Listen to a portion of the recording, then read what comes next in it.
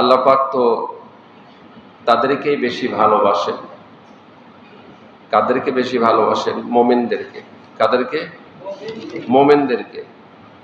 এখন আমরা কি মুমিন হতে পেরেছি?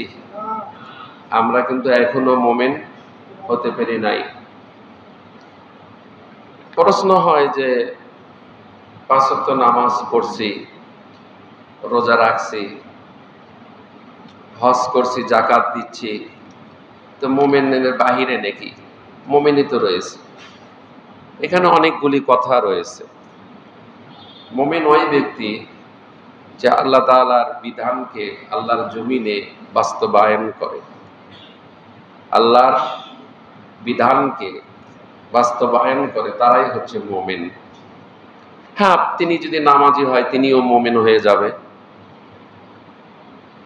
রাসূলের সুন্নাহ আর আল্লাহর এই বাণী কোরআনুল কারীম যারা বাস্তবায়ন করবে আল্লাহর জমিনে, তারাই মুমিন, ফার্স্ট ক্লাসের মুমিন। কোরআনুল কারীমে আল্লাহ সুবহানাহু ওয়া তাআলা আস-সফ সূরার 4 নম্বর আয়াত, ইন্নাল্লাহা ইউহিব্বুল্লাযীনা ইউকাতিলুনা ফী সাবিলিহি সাফফান কাআন্নাহুম বুনিয়ানুম মারসুস।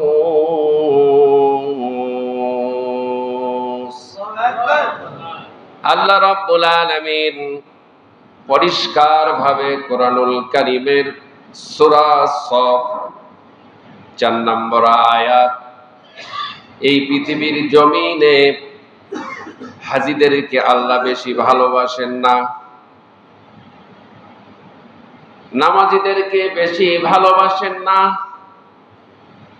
সিয়াম পালনকারীদেরকে বেশি ভালোবাসেন না। চাষ, আওয়াবিন, ইশরাক, তাহাজ্জুদ, নফল রোজা, এই সমস্ত আমল যারা করছে তাদেরকে বেশি ভালোবাসেন না। মাথায় 24 ঘন্টা পাগড়ি লাগিয়ে রয়েছে, এদেরকে বেশি ভালোবাসেন নাকি? না। আমরা দেখতে পাই যারা বেশি বড় জুব্বা, বড় পাগড়ি 24 ঘন্টায় মাথায়, তারা বেশি মুত্তাকি, তারা বেশি মুমিন, তারা বেশি পরহেজগার না? হতে পারে, কিন্তু ভালোবাসেন কাদেরকে সেটা কোরআন থেকে জেনে নিতে হবে। কথা বলেন ঠিক কিনা? আমি একজনকে বলবো যে উনি সবচাইতে মুমিন, উনি সবচাইতে ভালো, উনি সবচাইতে পরহেজগার না।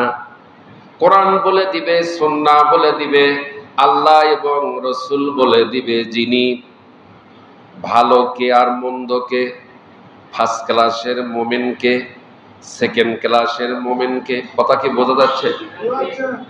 ফার্স্ট ক্লাসের মুমিনকে, সেকেন্ড ক্লাসের মুমিনকে, থার্ড ক্লাসের মুমিনকে, এটা আল্লাহ তাআলা নির্ধারণ করে দিয়েছেন। ফার্স্ট ক্লাসের মুমিন পৃথিবীর জমিনে যত নবী এবং রাসূল এসেছিলেন তেনারা ছিলেন ফার্স্ট ক্লাসের মুমিন, 1 নম্বর মুমিন। কথা বলেন ঠিক কিনা? সেকেন্ড ক্লাসের মুমিন সাহাবায়ে কেরাম ছিলেন সেকেন্ড ক্লাসের মুমিন, আর থার্ড ক্লাসের মুমিন যারা নবী এবং সাহাবী যারা চলে গেছেন, ওই পথে ওই মতে যারা চলে তাদেরকে বলা হয় থার্ড ক্লাসের মুমিন। আমরা দেখতে পাই সব চাইতে নবীদের উপর বেশি জুলুম হয়েছে না হয় নাই? কথা বলতেছেন দেখেন, নবীদের উপর সবচাইতে ইহুদিরা কষ্ট দিয়েছে। বর্তমান সময়ে ফিলিস্তিনের জমিনে ইহুদিরা সবচাইতে বেশি কষ্ট দিচ্ছে কি দিচ্ছে না? এর থেকেও বেশি কষ্ট এই ইহুদির বাচ্চারা আমার রাসূলকে দিয়েছে, সাহাবায়ে কেরামদেরকে দিয়েছে। নবীদের ঈমান ছিল এক নম্বর ঈমান। এক নম্বরের ঈমানদার যারা হবে তাদের পরীক্ষা বেশি হবে না কম হবে? আমরা লক্ষ্য করে দেখতে পাই কোরআন সুন্নাহর দিকে নবী রাসূলদের জীবনী আমরা লক্ষ্য করে দেখতে পাই সবচাইতে এই পৃথিবীর জমিনে নবী রাসূলদের বেশি কষ্ট ঈমানি পরীক্ষা দিতে হয়েছে। কোরআনুল কারীমে সূরা ইয়াসিনের ভিতর আল্লাহ পাক বলেন, ইয়া হাসরাতান আলাল ইবাদ মা ইয়াতিকুম মির রাসূল।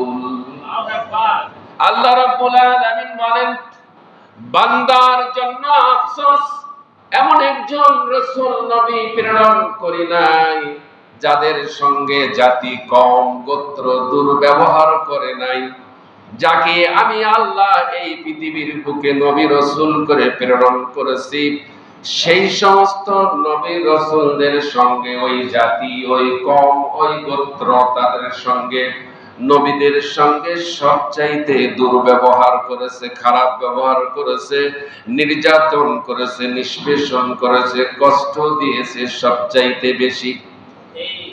বান্দার জন্য আফসোস যে এমন একজন নবী প্রেরণ করলেন যাকে তারা কষ্ট দেয় নাই। সব নবী রাসূলকে কষ্ট দিয়েছে তারা। আপনাদের জানা আরো আছে, ইব্রাহিম আলাইহিস সালামকে কষ্ট দিয়েছে সবচাইতে বেশি, তার নাম কি? নমরুদ।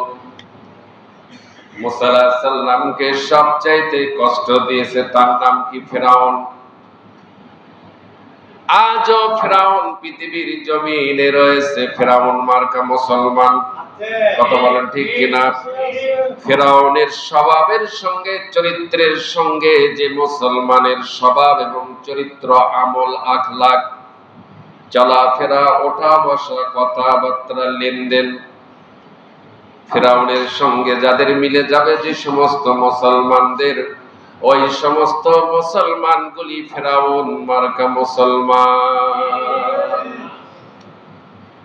নমরুদের সঙ্গে যে সমস্ত মুসলমানের চরিত্র, স্বভাব, আমল এবং আখলাক, কথাবার্তা যাদের মিলে যাবে, তারা নমরুদ মার্কা মুসলমান।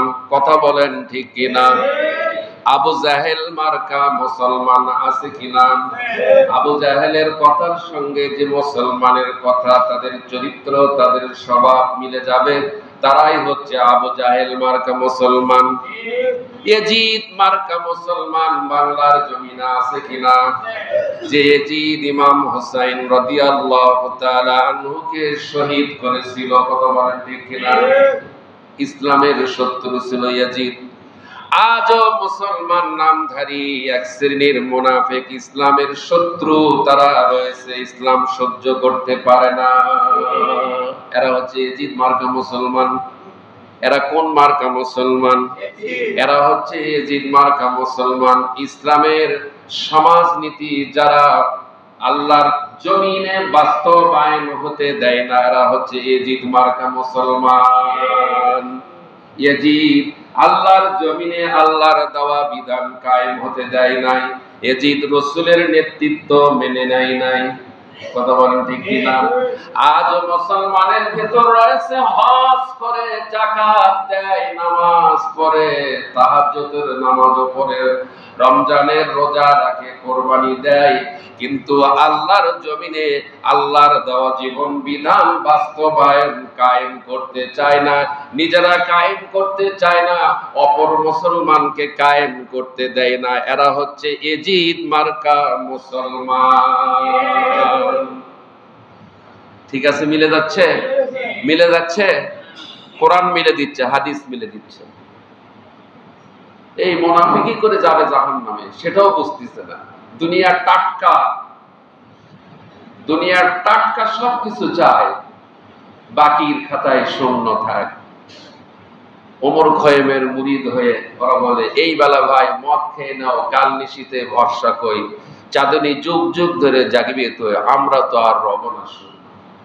নগদ যা কিছু পাই, মদ, আফিম, গাঁজা, ইয়াবা, এগুলি সব খাও, নারী ভোগ করো, মদ পান করো, শয়তানি করো, বদমাইশি করো, গান বাজনা করো, নাচ করো, ড্যান্স করো, কনসার্ট করো।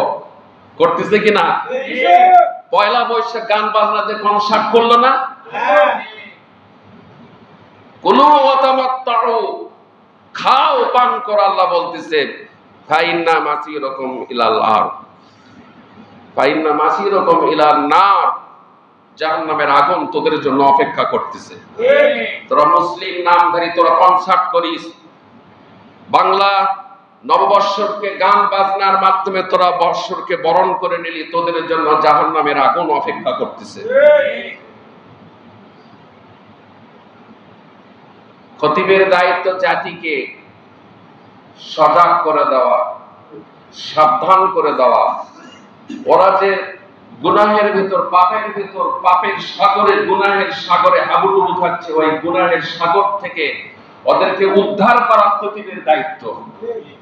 খতিবকে শত্রু ভাবলে ওর আখেরাত পর বরবাদ। খতিব বাঁচাচ্ছে, খতিব বন্ধু, খতিব শত্রু না। হিন্দুরা কনসার্ট করুক, বৌদ্ধরা করুক, খ্রিস্টান আছে দেশে, বৌদ্ধ ধর্মের লোক আছে, ইহুদি ধর্মের লোক নাই। বৌদ্ধ ধর্মের লোক আছে, হিন্দু ধর্মের লোক আছে, খ্রিস্টান ধর্মের লোক আছে। এরা কনসার্ট করুক, যত পারে করুক। কিন্তু তুমি মুসলিম নাম, তোমার নামের আগে মোহাম্মদ, তুমি রাসূলের উম্মত, তুমি আল্লাহর বান্দা, তুমি নামাজও পড়ো, তুমি কনসার্ট করো, গান বাজনা করো, তুমি পাইছো কি? দুনিয়া সহজ মনে করেছো? তোমার মৃত্যুর থেকে তোমার আযাব এবং গজব এবং কষ্ট শুরু হবে। মৃত্যুর থেকে তোমার আযাব শুরু হয়ে যাবে। অপেক্ষা করো, কবরের জীবন তোমার অপেক্ষা করতেছে। কি জবাব দিবা তুমি?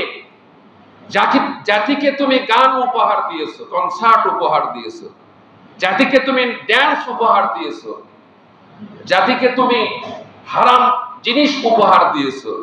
তুমি না মুসলিম? তুমি জাতিকে হারাম জিনিসের দিকে আহ্বান করতেছো? তুমি মুসলিম, তুমি কোরআনের দিকে আহ্বান করো, রাসূলের সুন্নাহর দিকে আহ্বান করো। তুমি বিপরীত কাজ করতেছো, তুমি নিজে জাহান্নামী, তুমি হাজারো যুবককে, হাজারো যুবতীদেরকে তুমি জাহান্নামে নিয়ে যাচ্ছ। আল্লাহ রাব্বুল আলামিন কাদেরকে ভালোবাসেন? কোরআনুল কারীমে বলতেছিলাম, নামাজি লোককে বেশি ভালোবাসেন নাকি না? রোজাদারকে বেশি ভালোবাসেন নাকি না? আল্লাহ সেটা কোরআনে বলেন নাই যে আমি নামাজি ব্যক্তিকে বেশি ভালোবাসি, রোজাদারকে বেশি ভালোবাসি, হজকারীকে বেশি ভালোবাসি, তাহাজ্জুদকারীকে বেশি ভালোবাসি। কিন্তু আল্লাহ রাব্বুল আলামিন বলছেন সূরা সফ, ইন্নাল্লাহা ইউহিব্বুল লাযীনা ইউকাতিলুনা ফি সাবিলিহি সাফফান কাআন্নাহুম বুনয়ানুম মারসুস।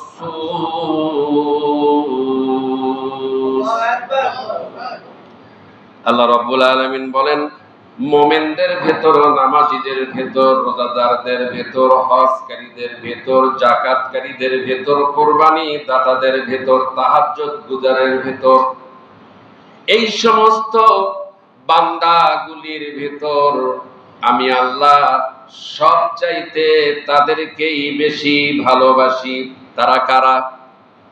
আল্লাহ রাব্বুল আলামিন বলেন, আল্লাহ তাআলা তাদেরকে সবচাইতে বেশি পছন্দ করেন, সবচাইতে বেশি ভালোবাসেন যারা আল্লাহর পথে, যারা আল্লাহর পথে, কোরআনের পথে, ইসলামের পথে, রাসূলের পথে যারা আল্লাহর পথে এমন ভাবে সারিবদ্ধ।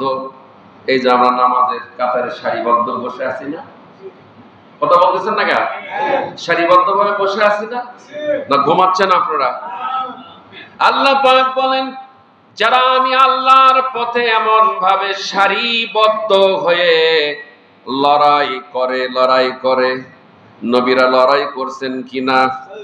তুমি মুসলমান হয়ে নবীদের লড়াইকে অস্বীকার করছো, তুমি মুনাফিক। সমস্ত নবীরা লড়াই করেছেন, সংগ্রাম করেছেন, জিহাদ করেছেন, যুদ্ধ করেছেন কি করেন নাই? তুমি মুসলমানের বাচ্চা হয়ে রসুলের জিহাদকে তুমি অস্বীকার করছো, রসুলের জীবনের লড়াইকে তুমি অস্বীকার করছো, তুমি মুসলমান নও, তুমি মুনাফিক। কথা বলেন ঠিক কিনা? আল্লাহ পাক বলেন, যারা আমি আল্লাহর পথে এমন ভাবে সারিবদ্ধ হয়ে লড়াই করে যেন তারা এক সীসা ঢালা প্রাচীর মতন সুদৃঢ় মজবুত, সীসা ঢালা প্রাচীর মতন যারা মজবুত হয়ে আল্লাহর দ্বীনকে আল্লাহর জমিনে বাস্তবায়ন করার জন্য, কায়েম করার জন্য, প্রতিষ্ঠিত করার জন্য যারা সংঘবদ্ধভাবে, একতাবদ্ধভাবে, সারিবদ্ধভাবে সমস্ত মুসলিম যারা প্রাচীর মতন, সুদৃঢ় প্রাচীরের মতন সারিবদ্ধ হয়ে লড়াই করে, তারাই হচ্ছে আল্লাহর কাছে সবচাইতে বেশি প্রিয়, বেশি ভালোবাসা পাত্র, এবং আল্লাহ পাক তাদেরকে সবচাইতে বেশি পছন্দ করেন, সবচাইতে ভালোবাসেন। আমরা হতে চাই কিনা? সূরা আস-সাফের 4 নম্বর আয়াত। আমরা কি এই আয়াতের উপর ঈমান এবং আমল আনলে কি অসুবিধা আছে? এই আয়াতের আমল করলে কি অসুবিধা আছে? বরং না করলেই অসুবিধা, আমল করলেই সুবিধা জান্নাত, আর আমল না করলেই অসুবিধা জাহান্নাম। একটা আয়াত, একটা শব্দ, একটা অক্ষর কোন মুসলিমের দ্বিমত করার, সন্দেহ করার, অমান্য করার, অস্বীকার করার ক্ষমতা আল্লাহ তাআলা দেন নেই। যদি কেউ করে তার ঈমান থাকবে না।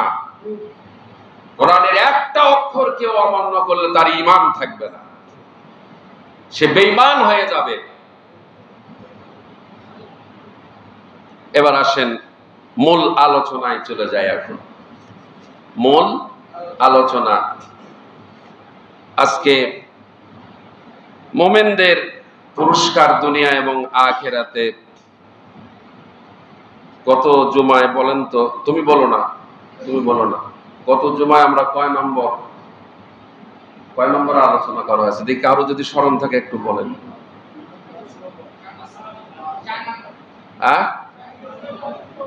কয় নম্বর?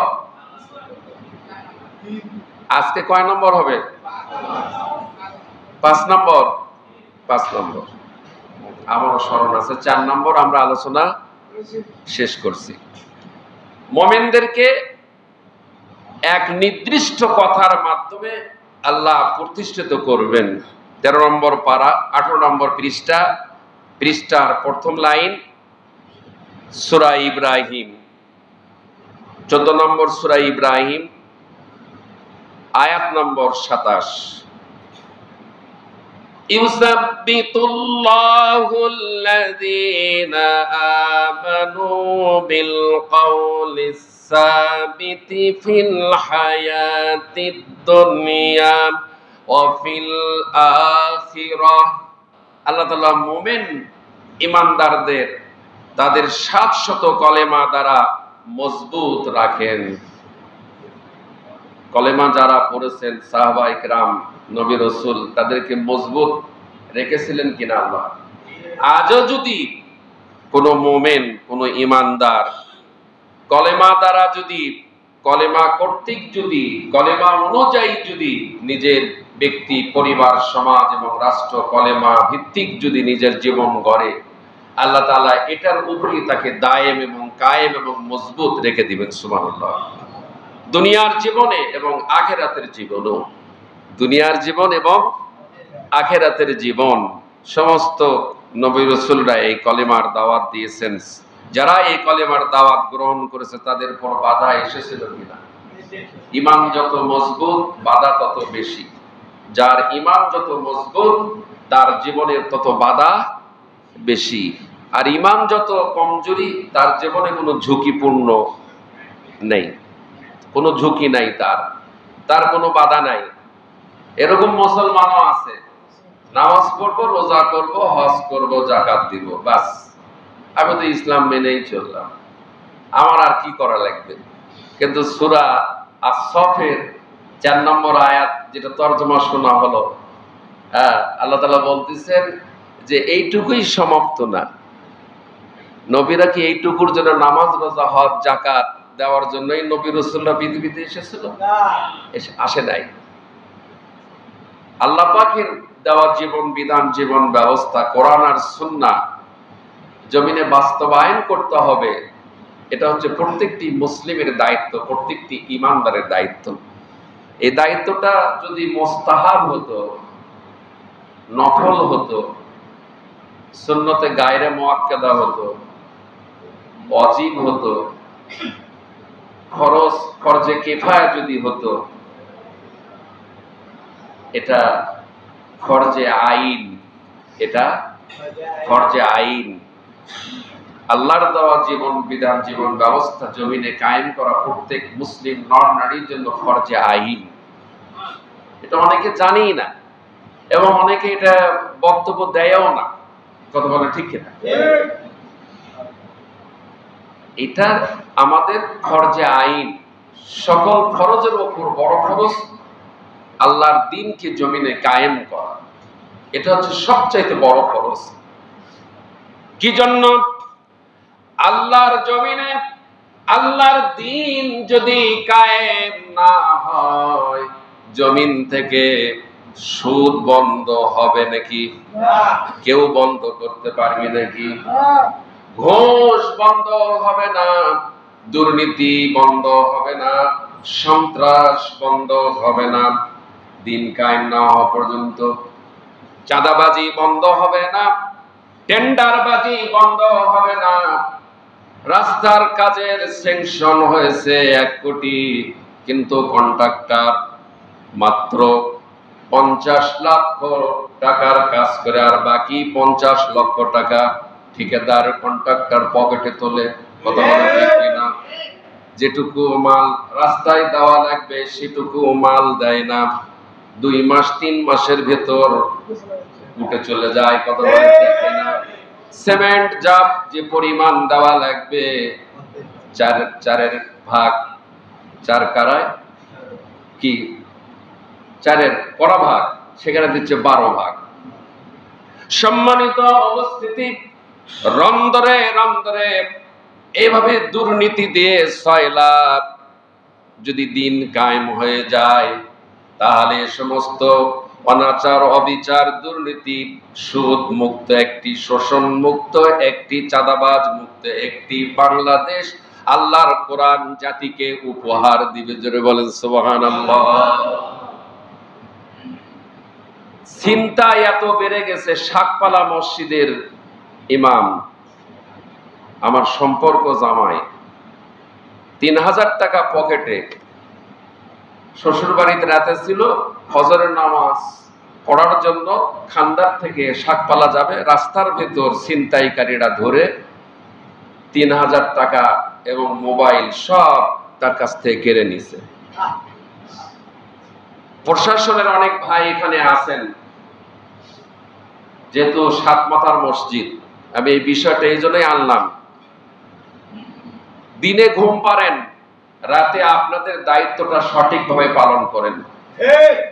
ছিনতাইকারীদের পায়ে আপনি মোটরসাইকেল নিয়ে সিভিল ড্রেসে যাবেন অথবা রিকশায় যান, গিয়ে ওদের পায়ে গুলি করেন, ফেলে দেন, ফেলে দিয়ে ওদেরকে ধরেন, ধরে শাস্তি দেন। দৈনিক এই খান্দার 7 মাথার থেকে এই ফুলতলা শাকপালা পর্যন্ত ওরা পয়েন্টে পয়েন্টে, জায়গায় জায়গায় ওত পেতে বসে রয়েছে। গত 2 দিন যাবত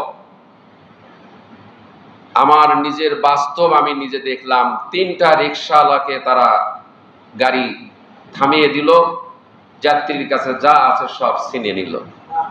একটা রিকশাওয়ালা থামায় নাই, লাঠি ফিকে মারছে, রিকশাওয়ালা জোরে টান দিয়ে চলে গেছে। এইগুলি আমার বাস্তব চোখে দেখার কথা। প্রশাসনের ভাইয়েরা নাকে তেল দিয়ে ঘুম পাড়তেছেন, আপনাদের দায়িত্ব কি? ডিউটি ভাগ করে দেন, সমস্ত রাত ডিউটি দেন, একটা ছিনতাইকারী খুঁজে পাওয়া যাবে না। আপনাদের দায়িত্ব আপনারা ঠিক মতো না পালন করার কারণেই আজকে এদেশের মানুষ, জনগণ, বগুড়াবাসী আজকে ছিনতাইকারীর কবলে পড়ে যাচ্ছে। আমার মাদ্রাসার কলিগ গত 5 দিন আগে খান্দার শিয়া প্যালেজের এখানে রাত 2:30টার সময় উনি যাচ্ছেন, ওনাকে ছুরিকাঘাত করে মেডিকেলে ভর্তি নিয়েছিলেন। প্রত্যেকটা দিন এই রাস্তায় ছিনতাই হচ্ছে। এসপি মহোদয়, ডিসি মহোদয়, আপনারা কি করতেছেন? পত্রিকায় খবর আসতেছে, তারপরও আপনারা কেন ব্যবস্থা নিচ্ছেন না? আপনারা কি এই সন্ত্রাসীদের কাছে, ছিনতাইকারীদের কাছে জিম্মি হয়ে গেছেন? আপনাদের কি বন্দুক নাই, গুলি নাই? পায়ে গুলি করে ফেলে দেন, শাস্তি দেন, ছিনতাই বন্ধ হয়ে যাবে। এখন তো কোনো দলীয় সরকার দেশে নাই, এখন তত্ত্বাবধায়ক সরকার।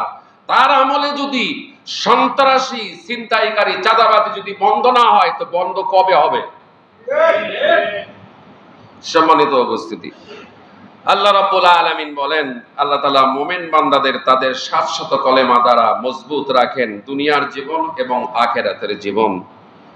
মুমিনরা মজবুত ইস্তেকামাত রয়েছে ওই আল্লাহকে রাজি খুশি করে জান্নাতে যাওয়ার জন্য। সুবহানাল্লাহ বলেন। আর একটি পয়েন্ট আজকে সংক্ষেপে বলে ইনশাআল্লাহ আমরা নামাজের জন্য প্রস্তুতি নেব। কষ্ট হবে নাকি? কাদের কষ্ট হবে হাত তুলে দেখান। হাত তুললেন না কেউ? কষ্ট হবে? তাহলে সবাই রাজি আছেন? আসেন 6 নম্বর পয়েন্ট, আল্লাহ তাআলা মুমিনদেরকে প্রতিষ্ঠিত করার জন্য জালেমদেরকে দিশাহারা করে দিবেন। যুগে যুগেই জালেমদেরকে আল্লাহ দিশাহারা করে দিয়েছেন কিনা? করে দিয়েছেন কিনা? বাস্তব পাচ্ছেন? বাস্তবে মিল পাচ্ছেন? কি হলো, কথা বলেন না কেন? অসন্তুষ্ট? জালেমকে আল্লাহ বিদায় করে দিলে আমরা কি খুশি না বেজার? তার প্রমাণ তো 7 মাথা। 5ই আগস্ট যে জালেমের পতন আল্লাহ তাআলা ঘটিয়ে দিয়েছেন, কত লক্ষ মানুষ যে 7 মাথায় সেদিন ছিল, মিষ্টি বিতরণ। খুশি খুশি না হলে এত লোক আসে? শুধু কি বগুড়ায় না সারা দেশে? কত বড় একটা বড় বিশাল একটা পাথর চাপা পড়ছিল এই দেশের 20 কোটি মানুষের মাথার উপর। সেই পাথরটা সরিয়ে কে দিয়েছেন? আল্লাহ। আল্লাহ আল্লাহ। এটা সত্য না অসত্য? এটা বাস্তব না অবাস্তব? এটা বলা কি দোষ? অনেকে এটা দোষ মনে করে, অনেকে এটা দোষ মনে করে। মানে যারা এটা দোষ মনে করে তারা কিন্তু কখনো বলে না যে আমার দল, আমার সরকার ফ্যাসিবাদী, আমার দল স্বৈরাচার, আমার দলের নেতা একজন জালেম। এটা কিন্তু তারা স্বীকার করে না, এটা কিন্তু তারা স্বীকার করে না।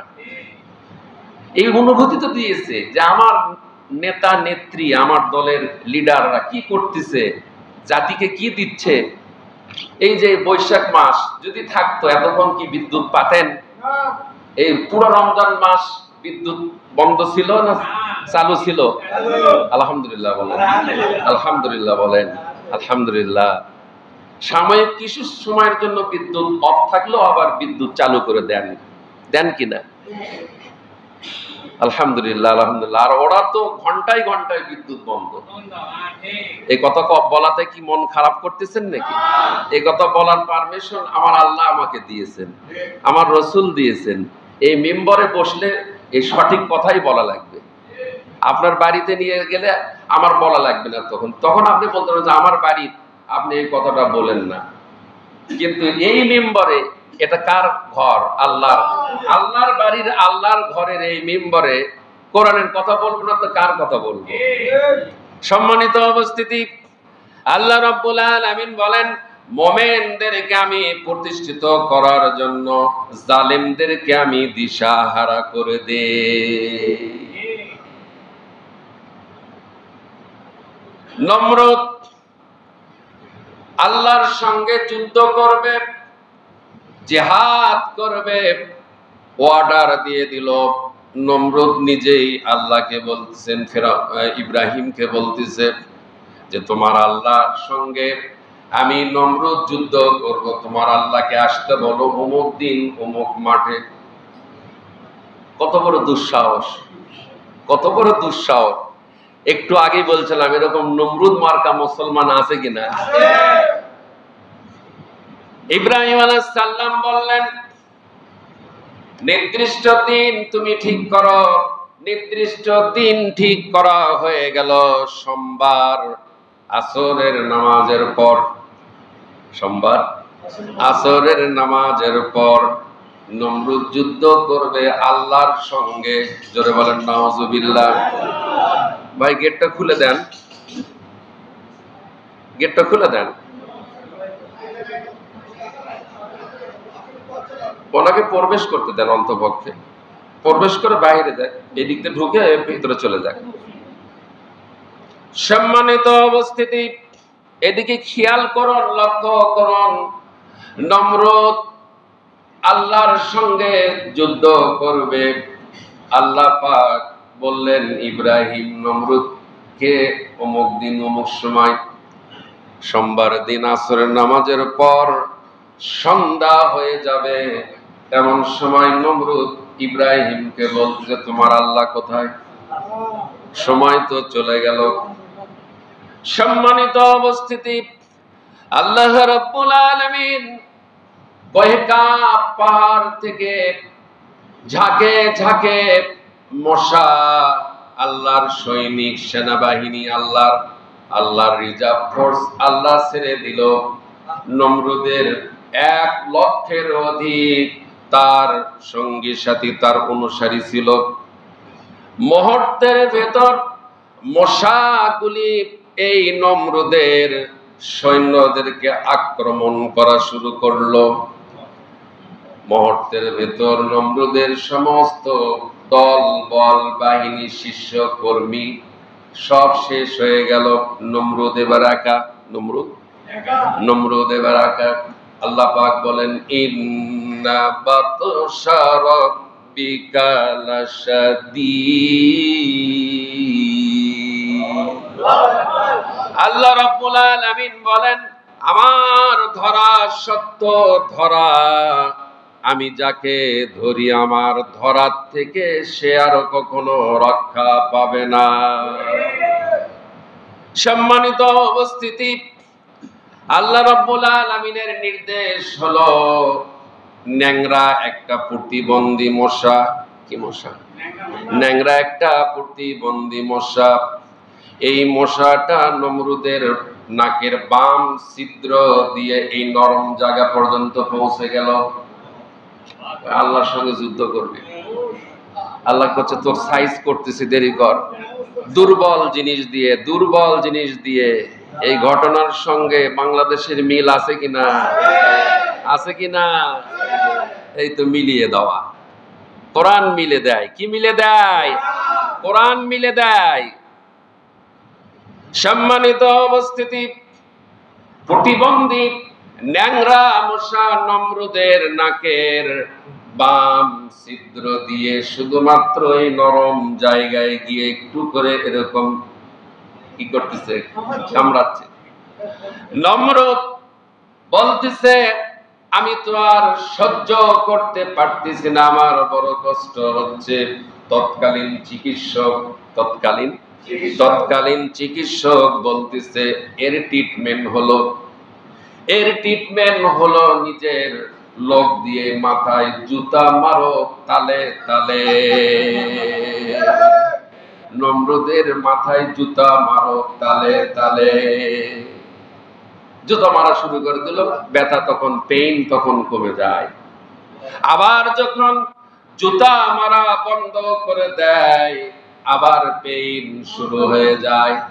আল্লাহর সঙ্গে যুদ্ধ করবে। আল্লাহ বলতেছে শুধু প্রতিবন্ধী ন্যাংরা মশা দিয়ে তো সাইজ করব। দীর্ঘদিন যাবত আমার খলিল ইব্রাহিমকে তুই কষ্ট দিয়েছিস, আমার বন্ধু ইব্রাহিম খলিলকে তুই দীর্ঘদিন যাবত কষ্ট দিয়েছিস। নমরুদ রে, আজকে আমি আল্লাহ তোকে ধরছি, আমার ধরা থেকে বাঁচার কোনো রাস্তা নেই। আল্লাহ রাব্বুল আলামিন এইভাবে পৃথিবীতে যতই জালেম পৃথিবীতে আসবে কিয়ামত পর্যন্ত, ওয়ায়ুদিল্লুল্লাহুজ জালিমিন, আল্লাহ পাক বলেন জালিমদেরকে আমি আল্লাহ দিশাহারা করে দিব।